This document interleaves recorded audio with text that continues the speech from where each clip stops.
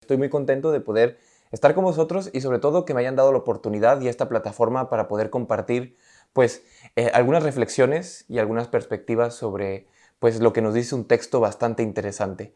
Es muy chulo poder tener esta oportunidad y más que un sermón me gustaría que te lo tomaras como una charla entre amigos donde no hay una figura que te enseña, sino poder tener este intercambio de ideas porque juntos yo creo que por medio del diálogo podemos lograr extraer cosas bastante buenas. Así que, por favor, después de que termine esto, profundice en el tema, no te creas todo lo que te digo, por supuesto, extrae lo mejor y dame la oportunidad de que probablemente algunas ideas te suenen algo chocantes, pero puede ser que te puedan ayudar y sobre todo te puedan servir en tu vida diaria cristiana. Y eso es lo que venimos a hacer aquí, ¿no? Aprender y, por supuesto, siempre estoy disponible a que intercambiemos ideas y sobre todo que me busques por privado para poder hablar. Así que vamos a ello porque primero es lo primero. Y justamente así se llama la reflexión de hoy. Porque muchas veces nos ha puesto sobre nuestras espaldas esta idea de que primero tiene que ser Dios, por supuesto. Y entonces nunca se nos explican qué es, ¿no? O sea, yo creo que a veces los cristianos estamos tan llenos de frases que se nos dicen una y otra vez, pero que nunca se nos ha explicado cómo hacerlo o cómo llevarlo a la vida práctica.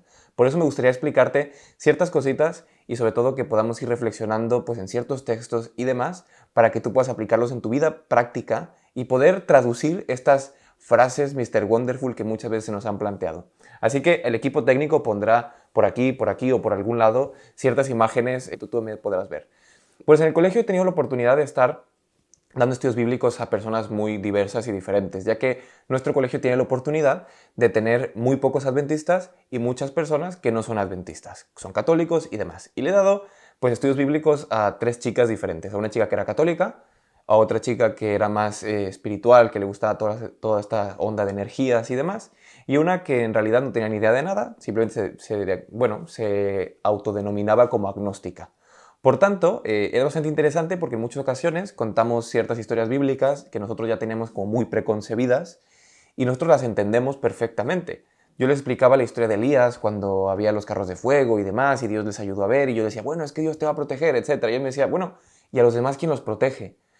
Y fue una cuestión que me hizo dudar mucho, ¿no? Porque yo creo que nuestra cosmovisión y nuestra perspectiva nos hace ver con unas gafas ciertas cosas y puede ser que no la estemos traduciendo de la manera correcta y no estemos entendiendo bien tal vez el mensaje o puede ser que otras personas cuando lo vean les resulte un poco extraño. Por tanto, nuestro trabajo justamente es eso, de poder traducir y cambiar constantemente.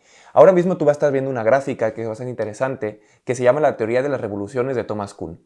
Esto nos habla de algo muy interesante. ¿Por qué? Porque nos habla de que siempre hay un paradigma, que es el paradigma 1, que se le llama como la ciencia normal.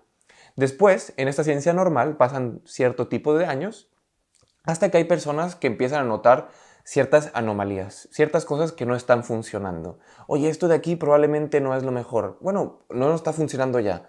Estas personas que notan esas anomalías, puede ser que se queden sentados en sus lugares y que no les importe nada. O puede ser que tomen esa iniciativa y liderazgo de poder empezar lo que es la ciencia revolucionaria.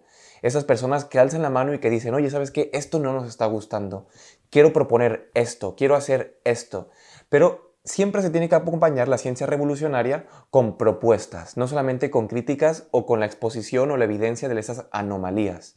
De cierta manera, empiezan a alzar la voz, las personas empiezan a convencerse y es ahí cuando se cambia de paradigma y empezamos un paradigma 2. Tú dirías, ahí se acaba todo. Por supuesto que no. Todo esto es cíclico. ¿Por qué? Porque finalmente se acaba un paradigma, empieza otro y así constantemente se tiene que acabar un paradigma y empezar otro. Y muchas veces nosotros hemos moralizado los paradigmas y por eso es tan difícil el cambio, por eso es tan difícil avanzar y cambiar de paradigma. Por tanto, tenemos que plantearnos muy bien que esta cuestión de la teoría de revoluciones nosotros tendríamos que probablemente alzar la mano y no tener miedo de expresarnos porque tenemos que cambiar de paradigma o no. Y esto es una cuestión que tendremos que decidir cada uno y como jóvenes hay que estar motivados para poder llevar la batuta y alzar la mano porque todos los cambios sociales los ha llevado muchos jóvenes. Ahora me quiero centrar en la cristiandad. Hace no mucho tiempo, amigo mío, casi toda la sociedad era cristiana. Tú también vives en México y en México también tienes una sociedad altamente cristiana. Hace mucho tiempo también, una persona que era ateo era el raro y se le miraba feo. Ahora, por ejemplo, en Europa, en mi contexto donde yo vivo, si eres cristiano se te mira feo a ti. Pero también hace no mucho tiempo Europa Si tú eras ateo, agnóstico o lo demás, pues se te miraba muy feo. ¿Por qué? Porque todos creíamos en el cristianismo. Y esto es bastante interesante entenderlo porque estábamos en un estatus de cristiandad, hasta que llega la teoría de la evolución, la liberación sexual, la laicidad del Estado, el ateísmo, el escepticismo y muchos de estos movimientos. Y muchas personas como cristianos se tiraban de los pelos y decían, no puede ser, ¿qué está pasando? Pero yo creo que esto nos vino muy bien al cristianismo porque cuando empieza a soltarse ciertas anomalías del cristianismo, según ciertas personas, empieza a haber una ciencia revolucionaria, los cristianos también tienen que ponerse a investigar. Los cristianos se tienen que mover de su banco tan cómodo en el que estaban y empezar a investigar y a ver ciertas cosas que probablemente no estaban siendo explicadas de manera correcta. Por tanto, en ocasiones esos cambios o esa resistencia que opone la sociedad nos ayuda a nosotros como cristianos a renovarnos. Pero si nosotros simplemente vamos con el status quo, probablemente nunca lleguemos a cambiar de paradigma. O nos aferremos a lo nuestro y no nos importe lo que está pasando fuera. Y que yo creo que esto también puede afectarnos. Ahora, si vamos a Romanos 12:2, que es un texto que yo lo tomo como estandarte en mi vida, es un texto que nos han explicado un poquito mal en ciertas ocasiones. Romanos 12:2 nos han dicho que simplemente no nos conformemos con las cuestiones del mundo, que no fumemos, que no bebamos, que no salgamos de fiesta y demás. Pero ¿realmente Pablo trató de decir esto en este texto? Pues probablemente no. ¿Por qué? Porque Romanos 12:2 nos habla y dice, no os conforméis con este mundo, sino transformaos mediante la renovación de vuestro entendimiento, para que podáis comprobar cuál es la voluntad de Dios agradable y perfecta. Pero después de esos textos, antes y después, está hablando de una espiritualidad práctica, que ya tocaremos este tema. Cuando hablamos de espiritualidad práctica, nos empieza a hablar sobre el amor, sobre la paciencia, sobre la empatía mutuamente, sobre tratarnos bien y demás. No está hablando sobre las cosas que en muchas ocasiones entendemos con el mundo.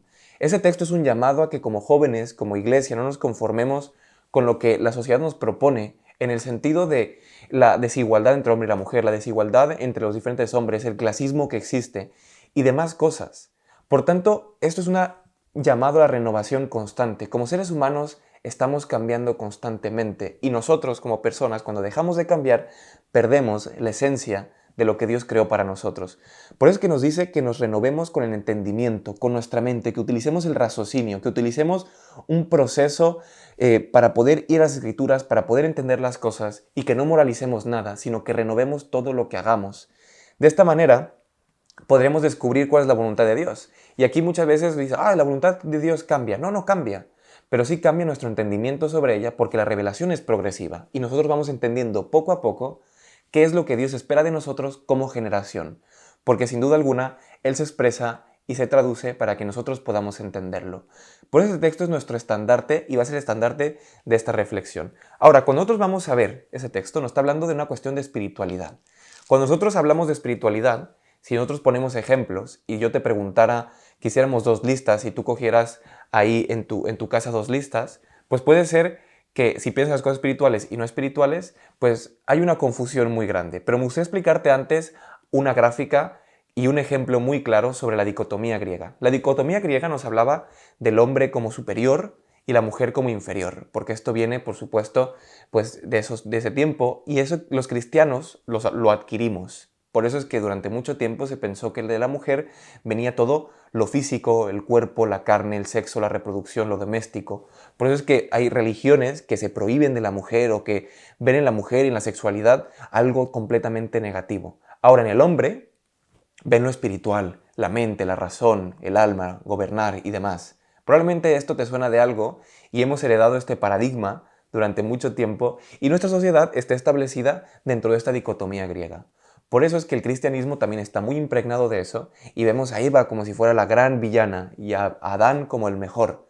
Y es por eso que probablemente el liderazgo masculino se ve como algo positivo, pero que en la mujer se deposite todas las emociones, toda la subjetividad, todas las cosas negativas. Esta dicotomía griega la vemos en el día a día, la vemos también en nuestra manera de expresar la espiritualidad, porque si nosotros nos vamos a pensar justamente en estas 2 listas y tú ahora apuntaras en un papel qué es espiritual y qué no es espiritual, seguro que cosas espirituales me dirías cosas como orar, leer la Biblia, ir a la iglesia, cantar himnos y demás cosas. Y si yo te dijera cosas no espirituales, me dirías jugar fútbol, salir a comer, yo qué sé, tener relaciones sexuales y muchas otras cosas que no son espirituales. Lo espiritual solo tiene que ver con la iglesia. Y lo que hemos hecho ahí es coartar la espiritualidad y hemos hecho una espiritualidad muy pobre y sobre todo muy sesgada de lo que tiene que ver.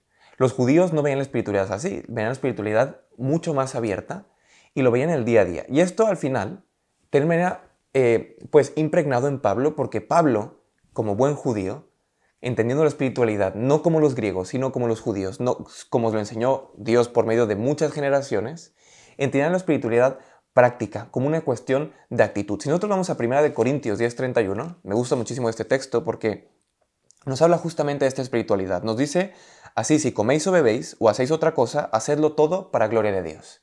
Aparte me gusta que utiliza dos verbos bastante importantes y que no son ociosos en estos textos. Porque dice comer y beber. Comer y beber son de las cosas o necesidades fisiológicas más necesarias del ser humano. Y hay veces que comer y beber lo podemos disfrutar un montón, pero también es necesario poder hacerlo. Es de lo más básico de nuestra lista de prioridades. Por eso es que Pablo utiliza estos dos verbos y nos dice, así que comas o bebas, hazlo todo para gloria de Dios. Además, en Colosenses 3:23 se vuelve a repetir la idea. Cuando se repite la idea, un tip de teólogo es que es muy importante. Porque hay veces que nosotros queremos forzar las cosas con un texto bíblico, pero cuando se vuelven a repetir una y otra vez, es porque algo nos están tratando de decir y es una idea que quiere remarcar. ¿Por qué? Porque el autor es el mismo y quiere remarcar esa idea a diferentes iglesias y, por supuesto, a nosotros. Y nos dice, todo lo que hagáis, hacedlo con vuestro corazón como para el Señor y no para los hombres. Y es interesante poder entender esto, porque nos está hablando de una espiritualidad que tiene que ver con una actitud de vida y no como una cuestión religiosa o una cuestión de hábitos o demás. Si nos habla de una actitud de vida, de una perspectiva y una cosmovisión con la que nosotros afrontamos las circunstancias. Por eso lo podemos ver en este texto de Marcos 10, del 17 al 30. No hace falta que lo leamos porque yo sé que conoces la historia de este joven rico, de este John Glory Money, este joven que hace todo, que llega al Señor y le dice, Señor, pero ¿qué debo de hacer para ir a la vida eterna? Esta pregunta del millón que le preguntan a Jesús tantas veces. Y Jesús le dice, ¿sabes qué? Pues guarda los mandamientos.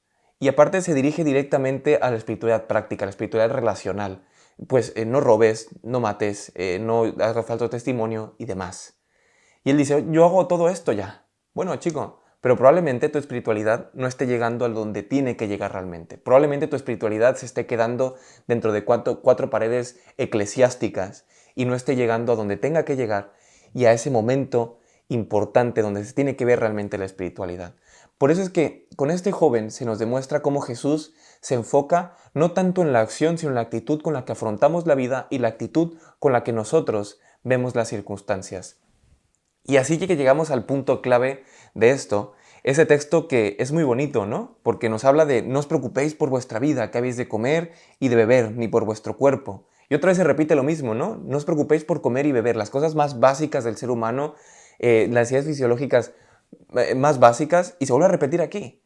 Y nos está diciendo, no te preocupes por eso, busca primero lo primero, busca primero el reino de Dios. Y todo lo demás será por añadidura. Y muchas veces lo que hemos entendido es que esto es una varita mágica que nosotros guardamos primero, vamos todos los días, leemos nuestra Biblia por la mañana, oramos y todo el día va a ser pues un éxito tremendo. Y si no lo hacemos, probablemente vayamos por la calle y nos cague una paloma o algo así. Y probablemente lo hemos entendido bastante mal esta situación porque no tiene que ver con si yo estoy accionando una palanquita donde Dios va a venir y me va a dar todo si yo lo busco primero. Sino lo que está tratando de decir aquí es darnos un mensaje de cambio de perspectiva, de cambio de visión hacia la vida, que nosotros podamos afrontar las cosas con otra actitud, buscando hacer el reino de Dios en esta tierra. Porque cuando nosotros buscamos el reino de Dios, cambia toda nuestra existencia. Se nos ha dicho siempre que Dios tiene que ser la prioridad de nuestra vida, pero no es así. Dios no quiere ser una prioridad en tu vida. Dios no quiere ser lo primero en una lista de prioridades, no quiere estar Dios, familia, amigos, escuela. Dios quiere estar en cada instante de tu vida. Dios no quiere estar en una lista. Dios quiere estar en tu familia, con tus amigos, en la universidad, jugando fútbol, por todos lados. Si lo entendemos de esta manera, que Dios no quiere ser una prioridad, sino quiere ser todo, es que quiere impregnar cada espacio de tu vida. Y esto lo que te va a hacer y lo que te va a ayudar es a cambiar tu perspectiva, a buscar el reino primero de Dios, a buscar primero a Dios en todo lo que hagamos y no solamente como una prioridad dentro de una lista. Así que si avanzamos, vemos que esto es prácticamente espiritual. Pablo termina casi todas sus cartas después de sus disertaciones teológicas tan importantes y tan interesantes, las termina siempre hablando de la practicidad de la espiritualidad. Por ejemplo, vamos a Colosenses, que en Colosenses tenemos un ejemplo muy claro de esto, Y me gusta mucho porque Pablo va recomendando a las iglesias casi las mismas cosas. Y Colosenses 3, del 12 en adelante, nos dice: por cuanto como elegidos, santos y amados, vestidos de entrañable compasión, de benignidad, de humildad, de mansedumbre, de tolerancia, soportaos y perdonaos unos a otros, si alguno tuviera queja del otro, de tal manera que Cristo os perdonó. Y sigue dando diferentes ejemplos de qué significa ser espiritualmente práctico, qué significa ser espiritual. Y en muchas ocasiones nosotros hemos enfocado a las personas espirituales como los místicos, que van con su Biblia a todos lados, que hablan lento y que caminan, que parece que van por las nubes.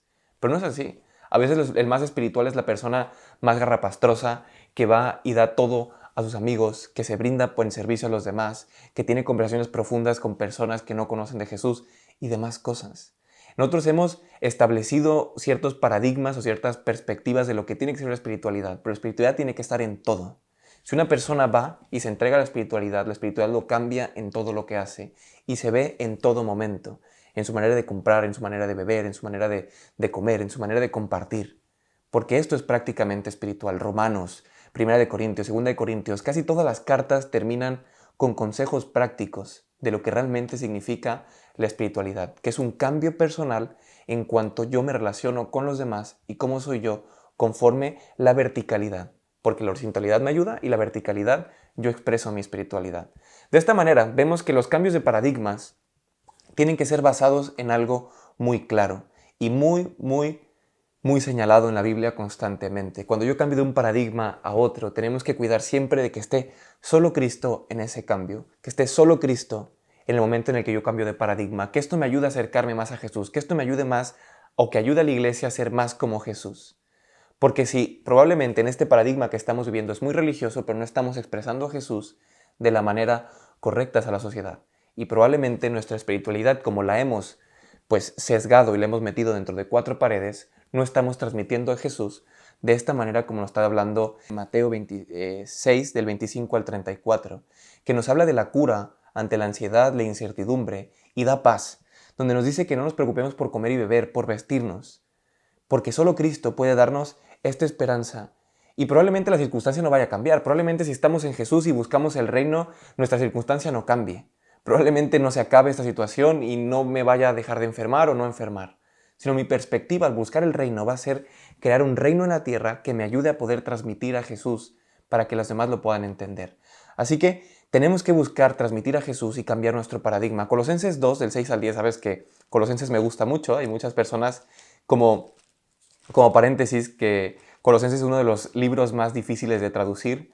Y en el comentario adventista, tuve la oportunidad con Roberto Badenas de compartir pues, una materia sobre Colosenses y realmente es un texto muy bueno que deberíamos de reflexionar sobre él porque tiene cosas que son preciosas, ¿no? Dice: por tanto, de manera que habéis recibido el Señor de Jesucristo, así andad en él, arraigados y edificados en él y confirmados en la fe, así como habéis aprendido, rebosado en acción de gracias. Me gusta mucho cómo habla de estar arraigados en Jesús y que eso sea realmente lo que nos transforme de dentro hacia afuera. Porque en muchas ocasiones nosotros hablamos de formas y de formas, pero no significa que tengamos que cambiar las formas de la iglesia, sino tenemos que buscar cambiar el fondo de nuestro paradigma cristiano, el fondo de nuestra cosmovisión, el fondo de nuestra perspectiva. Porque probablemente la gente necesita iglesias tradicionales, neutrales y progresistas. Probablemente hay una persona que se sienta más cómodo cantando himnos, ¡qué bonito! Probablemente hay una persona que se sienta más en una iglesia neutral donde esté más equilibrada la cosa, o probablemente una persona que le gusta el progresismo, que le gusta una iglesia más alternativa, que pueda llegar a un esquema o a un segmento de nuestra sociedad, que realmente se identifica con eso.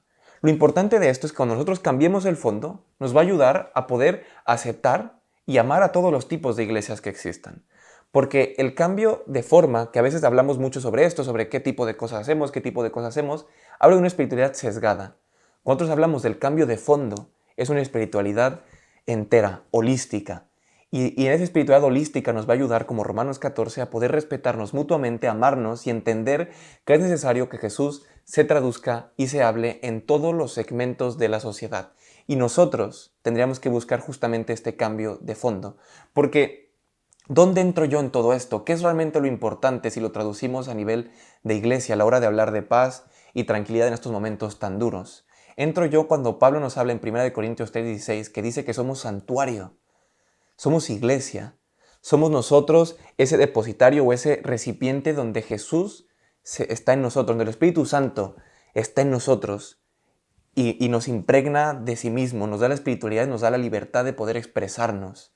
Por eso cuando nosotros vamos a la iglesia nos tendremos que preguntar si nosotros, si es nuestra culpa que el nihilismo o este sinsentido, que la sociedad esté completamente a veces rechazando la iglesia, es nuestra culpa. Hechos 1 me gusta mucho porque habla de cristianos que entendieron mal la espiritualidad, habla de cristianos que entendieron mal justamente este buscar primero a Dios. Cristianos que entendieron mal esta idea de buscar primero el reino de Dios para recibir algo positivo. Cuando Jesús asciende al cielo, vemos que se queda mirando las personas para ver cuándo regresa. Hasta que llegan los ángeles y dice, ¿qué hacéis aquí mirando al cielo? ¿Qué hacéis mirando a la horizontalidad? ¿Qué hacéis mirando hacia arriba? ¿Qué hacéis contemplando las cosas del cielo? Ir y predicar el evangelio, ir y ayudar. Por eso es que Nietzsche nos criticaba muchísimo con esta cuestión. Decía, es que los cristianos solamente están buscando el reino, el reino y el reino, y se han despreocupado de lo que está pasando aquí. Se han despreocupado de hacer realmente lo que importa. Se han despreocupado de ser ellos el reino de Dios que lleve paz y tranquilidad a los demás. Porque nosotros en este texto hemos visto siempre una acción divina y providencial que nos quita la responsabilidad. Cuando ese texto nos está hablando y nos está llamando a cada uno de nosotros a ser parte del reino de Dios y transformar nuestros círculos cercanos, más lejanos, medianos y demás, en reino de Dios, poder ayudarnos mutuamente para que haya personas que no tengan que preocuparse por beber, por comer y por vestirse, porque haya una iglesia que lo esté cuidando y ayudando, porque esa iglesia ha cambiado de fondo y de paradigma y entiende que cada una de las iglesias o estilos de iglesia son importantes, necesarios para poder llegar a ser el reino de Dios para muchas personas. De esta manera vemos aquí dos tipos de espiritualidad. Vemos una que mira al cielo, una que está contemplando el misticismo y la infantilidad de una fe completamente, la ley de la atracción, perdón. Y vemos otra que mira al hermano, vemos otra que mira la verticalidad y que está intentando ser el reino de Dios. Por eso es que nos tenemos de preguntar, ¿cuál es el centro de la iglesia? ¿Nosotros estamos mirando al cielo y queremos mirar al cielo? ¿O queremos ver en el centro de la iglesia algo más importante y queremos hacer realmente la obra de Dios? Hemos entendido que nuestro mensaje, por supuesto, es Jesús, ya lo hemos hablado, es la base de todo. Ahora, si vamos a hablar del centro de la iglesia, no es Dios. Lo más importante en nuestra iglesia no es Dios, porque la iglesia fue concebida con la idea de la colectividad y la comunidad. Yo puedo buscar a Dios todos los días en mi espiritualidad, en todo lo que haga, lavando los platos, haciendo deporte, yendo al río, jugando fútbol y demás. ¿Por qué? Porque se entiende la espiritualidad de una manera más transversal, donde yo puedo estar haciendo espiritualidad, siendo espiritual, teniendo un momento divertido con mis amigos, porque entiendo que Dios me está hablando por medio de las relaciones de los demás. Por eso es que la iglesia, el centro es el otro. Cuando yo voy a la iglesia, voy con la intención de convivir con el otro. Yo no voy a la iglesia buscando simplemente mi horizontalidad y buscando una alabanza hacia arriba y ya está. Yo voy a la iglesia a convivir con los que tengo alrededor. Voy a la iglesia a crear reino de los cielos. Voy a la iglesia a buscar que este texto sea una realidad para los demás que estén a mi alrededor. Por eso es que no tengo que pensar que la iglesia, el centro soy yo o Dios, sino el centro de mi vida es Dios, pero cuando yo voy a la iglesia que fue concebida con un objetivo comunitario, vemos que el centro de la iglesia es el otro, la preocupación por el que no conoce a Jesús, la preocupación por que se sienta cómodo mi hermano y convivir juntos. Esta imagen me encanta y nos habla de un texto que me gusta mucho, que es primera de Juan 2:3, y con esto vamos a culminar, que nos está hablando de algo bastante interesante. Nos dice, primera de Juan 2:3, en esto sabemos que conocemos a Dios y guardamos sus mandamientos.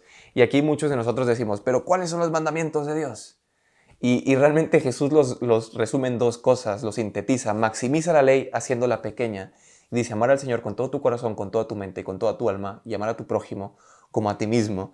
Por eso es que Juan nos habla de amar al prójimo y que realmente si nosotros decimos amar a Dios y no amamos a nuestro hermano, somos mentirosos. Porque el objetivo de la Biblia es el relacionamiento y el crear el reino de Dios por medio de cumplir sus mandamientos aquí en esta tierra. Y sus mandamientos es amar a Dios y amar a tu hermano. Porque si tú amas a tu hermano no le vas a mentir. Porque si amas a tu hermano no lo vas a engañar. Si tú amas a tu hermano no le vas a quitar nada. Al contrario, si tú lo amas, según el verbo bíblico, vas a buscar su bien. Si tú lo amas, vas a buscar que esté bien. Si tú lo amas, vas a buscar que no sufra por comida, por bebida y por vestido. Si tú lo amas, vas a buscar que este hermano se preocupe por el reino y tú ser esa herramienta de Dios para poder llegar hacia ellos.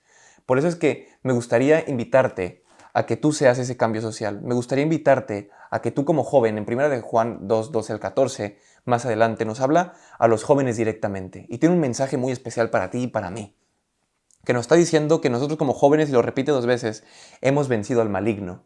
Pero después nos habla de por qué hemos vencido al maligno. Cuando termina y dice, vosotros jóvenes sois fuertes. La palabra de Dios mora en vosotros y habéis vencido al maligno. Por eso es que esto es un llamado enorme para ti y para mí, para poder vencer al maligno.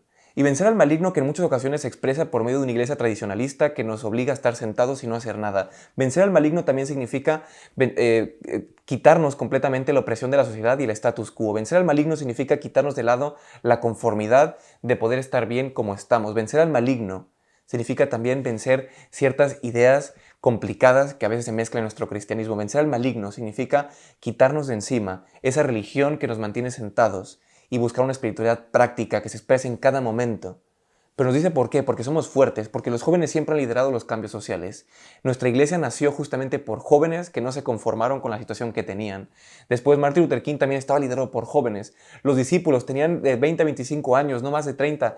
Eran personas espectaculares y eran todos jóvenes, pero había una característica muy importante en todos ellos, que era que la palabra de Dios moraba en ellos, que la palabra de Dios era su estandarte, que la palabra de Dios era su luz. Por eso es que nosotros tenemos que buscar tener la palabra de Dios, examinarla, estudiarla, comérnosla viva, para poder dar otras reinterpretaciones y desmitificar ciertos temas, desempolvar un poco nuestras Biblias y poder alzar la mano y decir, ¿sabes qué? A mí no me cuadra esto que estamos viviendo, quiero cambiar las cosas, quiero desarrollar ciencia revolucionaria, quiero desarrollar teología revolucionaria que mueva a la iglesia y que le ayude a hacer el cambio social en estos momentos tan complicados. Tenemos que ser justamente el reino de Dios, tenemos que ser una revolución que lleve el reino de Dios a cada casa, a cada familia, a cada corazón. Y eso no se va a lograr si nosotros mismos no vamos a la palabra, desarrollamos ciertas cosas y nosotros vamos a nuestras iglesias, a nuestras comunidades, a nuestras congregaciones y buscamos apoyar y decir, oye, tengo una propuesta, ¿por qué no intentamos ser el reino de Dios nosotros? ¿Por qué no buscamos primero lo primero? Que es ir a Jesús, transformarnos y cambiar de paradigma, porque finalmente eso es lo que nos va a hacer conocer la voluntad de Dios, buena, santa y perfecta. Así que amigo, esa es mi invitación, espero que te haya gustado, espero que estés muy contento y sobre todo que hayas reflexionado y pensado ciertas cosas. Un abrazo y muchas gracias. Hasta luego.